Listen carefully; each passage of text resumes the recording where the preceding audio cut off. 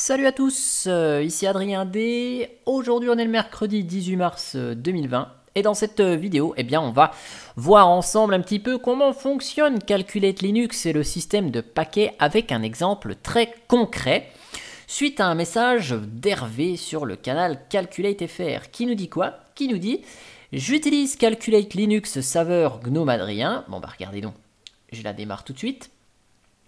Et je voudrais désinstaller les applications GNOME, Agenda, Contact, Cheese, outils de numérisation, etc. Mais lorsque je les désinstalle, elles sont réinstallées dès que je fais une mise à jour du système. Alors, le problème qu'il veut, notre ami Hervé, c'est avoir un environnement GNOME 3 le plus léger possible sans ces petites applications. Alors, ici, on s'équipe d'une Calculate GNOME ici. Donc je vais vous mettre en grand tout ça et on va voir ensemble avec ce cas concret comment ça fonctionne. Alors ici je vais lancer un terminal que je vais épingler ici dans le doc. Je mets un petit peu plus gros et donc on va faire ce qu'il nous dit. Donc là c'est une installation de Calculate classique. Il a envie d'enlever donc par exemple l'agenda, les contacts. Simple Scan, donc on va faire un emerge, grand C, Simple Scan. Donc l'agenda c'est GNOME Calendar, GNOME Contact. Il veut enlever Simple Scan. Il veut nous enlever Cheese. Donc on enlève tout ça avec un emerge C. Alors hop, Simple Scan, c'est peut-être avec un tiret. Ok. Donc je vais mettre Simple Scan. Je l'ai mis deux fois. Simple Scan. Et GNOME Contact n'existait pas. Ça doit être avec un S. Yeah. Ça va mieux fonctionner ainsi. Ok. Donc là, j'enlève Simple Scan, GNOME Calendar, GNOME Contact, Cheese. Ok. C'est parti. Donc j'enlève 4 paquets. Et je vais lancer un CL Update dans la foulée, que je vais vous accélérer parce que c'est un petit peu long, pour faire une mise à jour de mon système. Et vous allez voir que certaines applications vont se réinstaller. Alors peut-être pas les 4, je vous accélère tout ça et je vous reprends une fois qu'il a calculé les dépendances. Voilà, donc là vous voyez ici, sur les 4, il m'en réinstalle 2, GNOME Contact et Cheese. Alors, pourquoi il m'en réinstalle 2? Eh bien pour la simple et bonne raison, c'est qu'en fait, ces 2 paquets sont nécessaires à d'autres paquets qui sont installés sur le système. Bah oui, parce qu'on a désinstallé des logiciels qui probablement peuvent casser des fonctionnalités dans un paquet installé, et donc il nous les réinstalle. Alors, vous allez me dire, bah ouais, mais comment on peut savoir quel paquet nous pose problème? Eh bien, tiens, il va me désinstaller l'ancien noyau. Donc ici, on va voir ensemble grâce à la commande equery. Alors cette commande equery, elle est magique. Elle s'utilise comme ceci. Donc equery, voilà, c'est un outil de Gentoo qui permet de faire des queries, donc des requêtes dans la base de logiciels, en tout cas dans les logiciels qui sont installés. Et ce qui va nous intéresser, c'est celle-ci, depends. List all packages directly depending on Atom. Donc ça veut dire que ici, si je veux savoir par exemple pour Cheese, ou vous pouvez écrire media vidéo / cheese. Si vous voulez savoir pour ce paquet, quel logiciel le demande directement, vous faites un equery d media vidéo cheese. Et là vous voyez les autres paquets installés qui ont besoin de Cheese. Donc là, on a le GNOME Control Center qui, avec le useFlag v4l, nous demande un Cheese supérieur à la version 3.28. Et on a GNOME Contact qui, avec le useFlag v4l, nous demande Cheese en version 3.5.91 au moins ou plus. Et donc, c'est pour ça que notre Media Video Cheese, il est installé dans ces deux cas. S'agissant de GNOME Contact, on va faire la même chose ici, equery d GNOME Contact. Et donc, le paquet qui a besoin de GNOME Contact s'appelle GNOME Core Apps. Donc ce qu'on va faire, on va déjà étudier le premier cas, qui est le cas de cheese. Donc ici, on a deux paquets, GNOME Control Center et GNOME Contact, qui, avec le useFlag v4l activé, ont besoin de ce média vidéo cheese. Donc EIX, GNOME Control Center, et je vous le fais ici pour GNOME Contact. Hop, EIX. Donc ces deux paquets ont le useFlag v4l activé, et donc ça demande effectivement cheese. Pareil pour GNOME Control Center. Donc, ce qu'il va falloir faire, eh bien, c'est désactiver le useFlag v4l. Alors, si vous voulez avoir des informations sur ce qu'est le useFlag v4l, vous pouvez faire un equery. Donc, toujours pareil, je vous remonte la commande. Et là, ce qui va nous intéresser, c'est le U. Voilà, use. Et ici, ça permet d'afficher les useFlags et leur description d'un paquet donné. Donc par exemple, pour notre GNOME Contact ici, le V4L permet d'activer le support pour Video for Linux, V4L. Donc ça permet d'installer, d'avoir du support vidéo et donc le support de la caméra. Et vu qu'on a GNOME Control Center avec le useFlag V4L, ça veut dire que dans notre centre de contrôle de GNOME ici, on a probablement un endroit où on a besoin de supporter la partie caméra. Donc peut-être dans la partie confidentialité, voilà, V4L, active sans doute la partie de gestion caméra ici. Où il y a peut-être une zone ici qui permet de tester si la caméra fonctionne.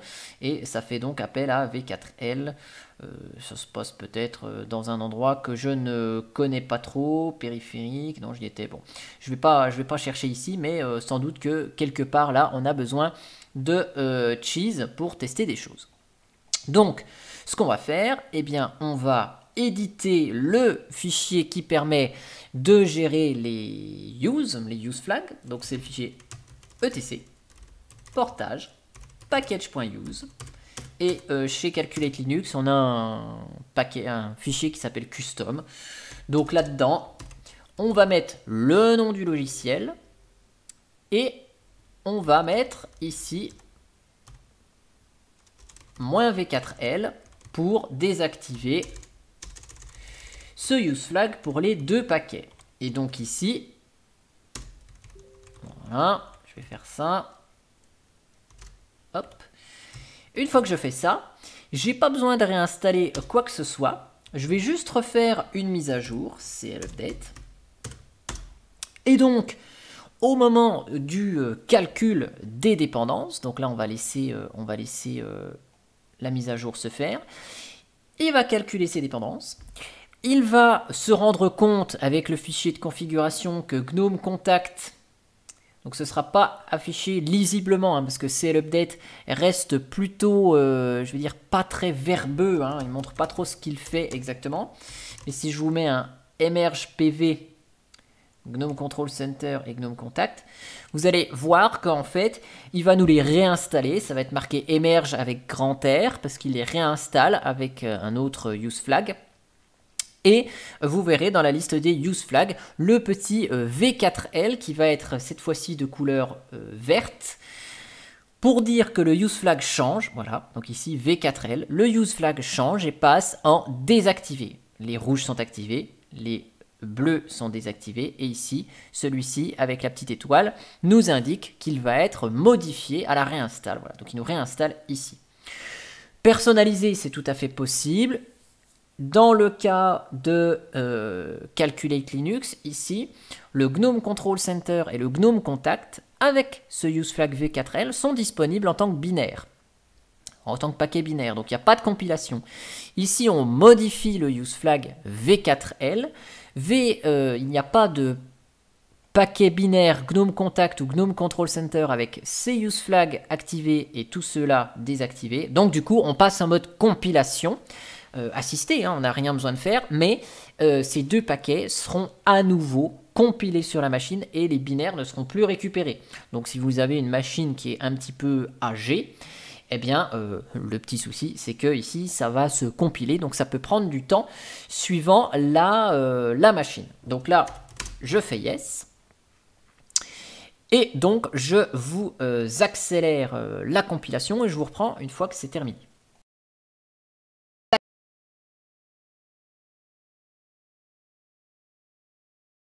Donc ici, après la réinstallation de ces deux paquets, l'utilitaire de Calculate calcule ces fameux paquets orphelins. Et donc vous voyez, vu que Cheese n'avait pas été installé manuellement sur mon système, eh bien il le supprime puisqu'il n'est plus nécessaire à aucune autre application. Et visiblement, Cheese a comme dépendance GNOME Video Effect et GST Plugin JPEG. Et ces deux paquets qui devaient être sans doute nécessaires uniquement pour Cheese, n'étant plus nécessaires pour aucun autre paquet, ils sont désinstallés. C'est les orphelins qui sont détectés en cascade. Alors, ici, notre Cheese n'était pas installé. Il n'était pas installé il n'était pas installé par défaut. Si vous voulez savoir la liste des paquets qui sont installés manuellement sur votre système, c'est dans var lib portage. Et là, dans var lib portage, hop, je vous mets comme ça. Dans var lib portage, vous avez le fichier world. Et dedans, c'est la liste des logiciels installés manuellement. Donc vous voyez ici, Cheese, Media, Vidéo, Cheese n'était pas installé manuellement. Ils sont classés par ordre alphabétique. Donc j'ai installé dans cet ISO Thunderbird, manuellement, GNOME Weather, GNOME Twix, par exemple, GNOME System Monitor, mais voilà, pas Cheese. Alors vous allez me dire, oui, mais notre problème là de tout à l'heure, c'est que je voulais désinstaller GNOME Contact, c'était ça. GNOME Contact ici, et donc lui GNOME Contact il est dépendant de GNOME Core Apps. Donc effectivement, si on va dans notre fichier World, GNOME Extra GNOME Contact n'est pas installé, GNOME Extra GNOME Contact, mais on a ce fameux GNOME Base GNOME Core Apps. Alors ce paquet GNOME Core Apps, il est quand même magique parce que il est bien sympathique. En fait, ici, je vous le mets comme ça. Hop. Voilà. Donc ce paquet GNOME Core Apps, c'est un méta-paquet qui va installer un certain nombre d'applications qui sont intégrées avec GNOME 3. Donc pour moi, c'était plus facile, plutôt que d'installer manuellement toutes les applications nécessaires à GNOME, j'installe GNOME Core Apps, boum, et puis tout est installé d'un coup. Il y a deux useflags, Bluetooth et CUPS, qui vont installer des logiciels supplémentaires en fonction de ces useflags. Donc ici, avec la commande equery, pareil, vous avez la possibilité de voir ce que ce GNOME Core Apps va installer. Donc, la commande qui va nous intéresser, c'est ici le depgraph, donc avec equery g et le nom du paquet. Ça va afficher un arbre de toutes les dépendances du paquet. Et donc là, GNOME Core Apps, il est disponible en version 3.32 et en version 3.30. Donc on a les arbres de dépendance pour les deux versions différentes. Ce qui nous intéresse ici, c'est cette partie-là. Donc là, le graphe des dépendances pour GNOME Core Apps 3.32.2 qui est installé présentement sur la distribution. Donc ce GNOME Core Apps, il appelle tous ces paquets-là manuellement. Donc il appelle GNOME Core Libs, il appelle GNOME Session. En fait, c'est surtout que GNOME Core Apps, cette version-là, il a besoin de quoi? Eh bien, il a besoin de, par exemple, GNOME Cytic Daemons, version 3.32.0 ou plus. Donc là, il va me chercher la version 3.32.1-R1, la dernière version stable en date. Et ce pour tout. Et donc, vous voyez ici que lui, il va me chercher GNOME Contact. Il va me chercher Eye of GNOME, la visionneuse d'images. Il va me chercher Media Vidéo, donc Totem. Il va me chercher GNOME Terminal. Il va me chercher, bon, tout ça. Donc, pour moi, c'était plus facile d'installer GNOME Core Apps qui va installer automatiquement la session de GNOME, le panneau de contrôle de GNOME, le gestionnaire de fichiers Nautilus, d'installer la gestion donc GNOME Keyring avec la gestion des mots de passe, Et donc si Horse également, d'installer l'éditeur Gedit, d'installer Evince pour les PDF, Eye of Gnome, Totem, Gnome Terminal, plutôt que d'installer tout ça à la main, plus le thème d'icône Adwaita. Donc, ce qu'on va faire, on va désinstaller ce Gnome Core Apps ici. Ce qui risque de se passer, c'est que si je désinstalle ça, on a peut-être des paquets qui vont être orphelins. Donc query, par exemple, je vais regarder avec query-d comme tout à l'heure. Le lecteur de vidéo Totem, il a besoin de quoi? Eh bien, il est juste dépendant de Gnome Core Apps. Donc si je désinstalle Gnome Core Apps, Totem, je vais pouvoir le désinstaller, il ne va pas se réinstaller automatiquement. Par contre, ici, si je veux désinstaller aussi Nautilus, je pense que là, query-d Nautilus. Nautilus, il est nécessaire pour Gnome Core Apps, évidemment, il est dans la liste là-haut, mais il est nécessaire pour Gnome Shell Extension Desktop Icon, pour Sushi, pour Gnome Terminal, parce qu'il est demandé par le useFlag Nautilus, par Evince, parce qu'il est demandé par le useFlag Nautilus. Donc, si je désinstalle Gnome Core Apps, Nautilus ne sera pas noté comme paquet orphelin, parce qu'il est dépendant de tout cela, à condition que tout cela ne soit pas des orphelins. Donc ici, Evince, il est nécessaire pour Sushi. Le Sushi qui était dans la liste là-haut. Sushi, il est dépendant de Nautilus. Donc là, on a des fichiers dont on a besoin en boucle. Donc ça va le faire. Il est nécessaire par FileRoller qui est installé à la main. FileRoller, je m'en souviens, il est installé à la main. On le trouve dans le fichier World. Donc ici, on va désinstaller notre méta-paquet Gnome Core Apps.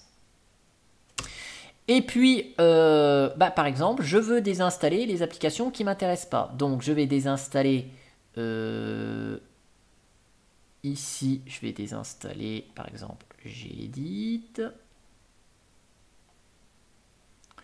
Je vais désinstaller Evince parce que je veux pas de lecteur PDF. Je vais désinstaller Gnome Contact parce que je veux pas de Gnome Contact. Je veux pas de visionneuse d'images. Je veux pas Totem. Alors là, je vais un peu dans l'extrême. Mais Totem, effectivement, on peut utiliser un autre lecteur vidéo comme SM Player. Bon, après, Eye of Gnome, c'est mieux d'avoir la visionneuse d'images, la visionneuse de PDF avec Evince de l'environnement de bureau. Sauf si éventuellement on veut faire cohabiter deux environnements de bureau. Ça, c'est possible. Donc, j'ai pas besoin de la documentation de Gnome. Donc, je vais l'enlever ici. Gnome Terminal, je vais le garder. Et puis voilà. Donc, le Gnome Bluetooth, je vais pas l'enlever parce qu'il est fort probable que Gnome Bluetooth soit nécessaire pour un autre logiciel. Donc là, je désinstalle tout ça. Et donc, vu que je désinstalle mon Gnome Core Apps, normalement, ces paquets ne doivent pas être réinstallés. Sauf si, j'ai pas fait gaffe, Gedit, mais Gedit est peut-être dépendant d'un autre paquet. Après, on va faire une mise à jour. Si, en faisant la mise à jour, il me trouve comme orphelin Gnome Session, bien sûr, on va se poser des questions. Ça veut dire que ici, Gnome Session, j'espère qu'il n'est pas dépendant que de Gnome Core Apps. Sinon, il va nous le désinstaller. Et donc, si nous désinstalle Gnome Session, bah là, c'est le drame assuré, puisqu'on enlève la session Gnome, donc l'environnement de bureau ne va pas pouvoir démarrer, ça semble évident. Donc là, ici, on va faire un CL update. Il va peut-être me réinstaller des paquets que je viens de désinstaller. En tout cas, Totem, ça doit pas être le cas parce qu'on a testé tout à l'heure. Non, je sais même plus ce qu'on a testé. Mais si Totem ne dépend que de Gnome Core Apps, il va pas être réinstallé. Si Gedit dépend que de Gnome Core Apps, il va pas être réinstallé. Donc là, on peut y aller petit à petit. Ça veut dire que si Gedit se réinstalle, c'est pas mon système, il me casse les pieds parce qu'il me réinstalle Gedit. Non, c'est parce qu'il y a un paquet qui est installé ou un paquet qui est installé avec un useFlag bien défini qui a besoin de la fonctionnalité Gedit et donc il la réinstalle parce qu'on en a à tout prix besoin. Donc là, on va aller jusqu'à l'installation des paquets. On va voir ce qu'il fait parce que le CL Update, c'est ni plus ni moins qu'une commande émerge derrière qui, cette commande émerge, va à chaque fois regarder ce qu'il y a dans le fichier world comme paquet installé manuellement. Il va à chaque fois calculer toutes ses dépendances, vérifier si oui ou non il y a besoin de tel ou tel ou tel ou tel ou tel ou tel paquet. Et à la fin, il nous sort une liste, il nous dit, bah voilà, j'ai besoin de réinstaller ça ou j'ai pas besoin de réinstaller ça. Et après, le CL Update fait une suppression des paquets devenus inutiles. Donc là, c'est un nouveau émerge qui rentre en action, qui se dit, bah voilà, j'ai tel paquet qui sont installés. Est-ce qu'ils dépendent de quelque chose? Oui, non, oui, non, oui, non. Et il nous sort une liste des paquets dits orphelins. Donc là, je laisse se dérouler le calcul des dépendances et je vous reprends tout de suite parce que c'est terminé. Donc vous voyez là, il me réinstalle Evans. Donc effectivement, j'édite, aucun autre paquet en a besoin. GNOME Contact maintenant, aucun autre paquet en a besoin puisque GNOME Core Apps a été supprimé. Eye of GNOME, plus personne en a besoin. Totem, plus personne en a besoin. La doc, plus personne en a besoin. Par contre, Evans, il se réinstalle ici. Donc je vous rappelle, Evans, c'est qui? Eh bien, c'est le visionneur de documents de GNOME. Donc là, il se réinstalle. Pourquoi? C'est parce qu'il y en a besoin. Il y en a besoin. Donc, vous avez vu en début de vidéo, on va faire un equery d Evans. Bien sûr, ça ne fonctionne que quand les paquets sont installés. Donc, vous voyez ici, Evans a besoin de Sushi. Et Sushi était encore installé. On ne l'a pas désinstallé. Mais si Sushi il est installé ici, c'est que il ne dépend plus de GNOME Core Apps, mais il dépend d'autre chose. Donc on fait une petite je veux dire, recherche comme ça. Hop, on s'amuse. Query d Sushi. Sushi est demandé par quoi? Par Nautilus. Voilà, parce que Nautilus est installé avec le useFlag Previewer. Il a besoin de Sushi, donc il nous installe Sushi. Et vu que Sushi est installé, et que Evans, en fait, il est là parce qu'il y a Sushi, on ne peut pas désinstaller Evans. Donc, si vous voulez désinstaller Evans, la seule solution, c'est de désinstaller Sushi. Mais pour désinstaller Sushi, il faut recompiler Nautilus sans le useFlag Previewer. Et donc, ce useFlag Previewer, il sert à quoi? Eh bien, on fait un equery U pour voir les useFlags. GNOME base Nautilus. Là, on a l'information du useFlag Previewer qui nous dit que ce Previewer, ça utilise Sushi pour avoir une prévisualisation des fichiers dans le gestionnaire de fichiers. Donc ça veut dire que quand vous lancez le gestionnaire de fichiers et que vous allez dans les documents, que vous avez un document, vous avez des fois les prévisualisations dans les vignettes. Et bien cette prévisualisation, elle a besoin du logiciel Sushi qui lui fait appel à Evans pour afficher le contenu du document. De fait, Nautilus en a besoin et donc si on le désinstalle, ce Evans, on casse une fonctionnalité de Nautilus. C'est pour ça qu'il nous le réinstalle.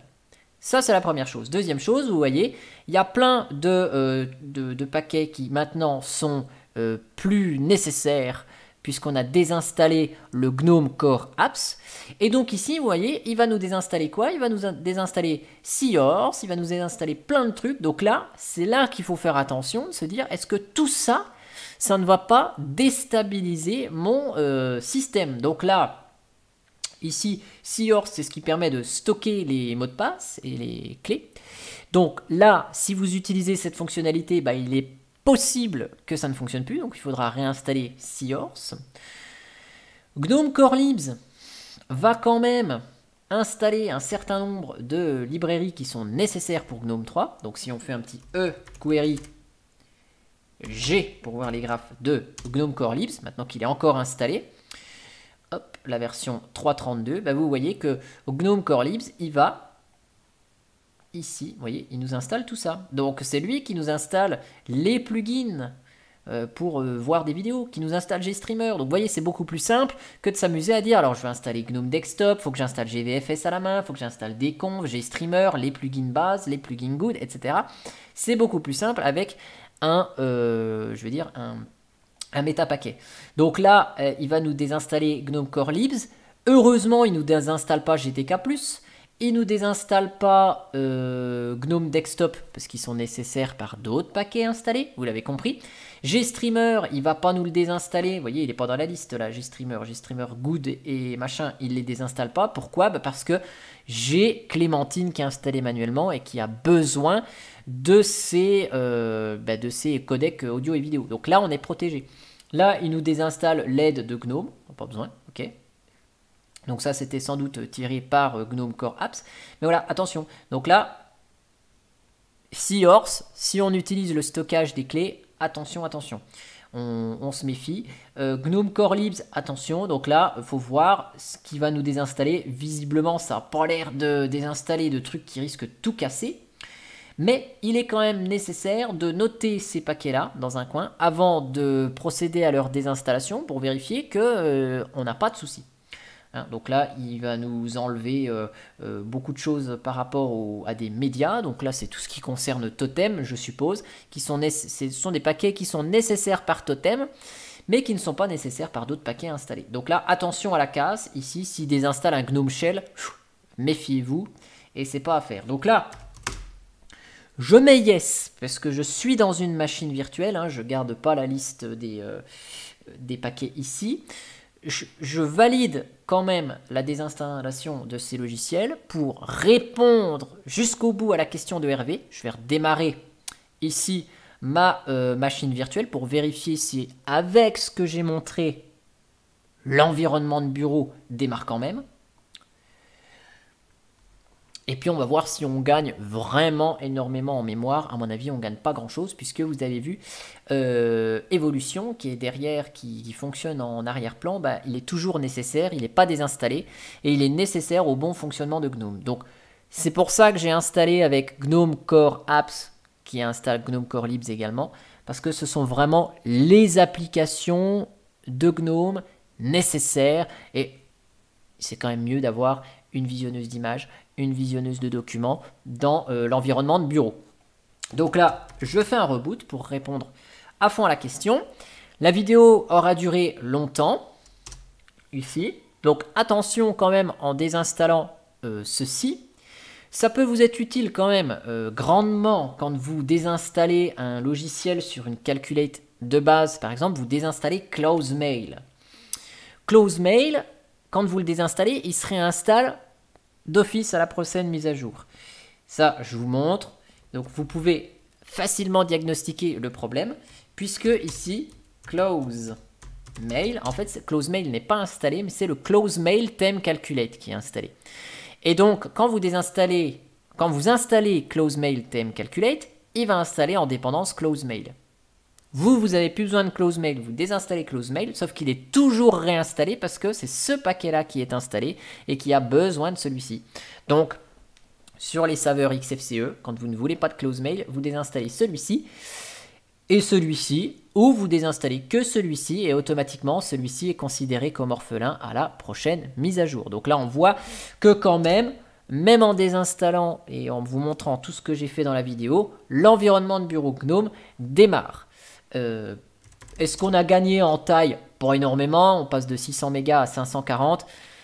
On ne gagne pas non plus de la mémoire en folie. Et le fait qu'on ait retiré le UseFlag V4L, eh bien, le panneau de contrôle, il y a probablement des options. Donc, ce n'est pas cette option-là. Il y a sans doute une option qui était nécessaire, qui ne fonctionne plus ou qui a disparu dans le GNOME Control Center. Alors peut-être dans l'accès universel, des choses par rapport à la caméra, il faudrait voir ce que ça a enlevé exactement.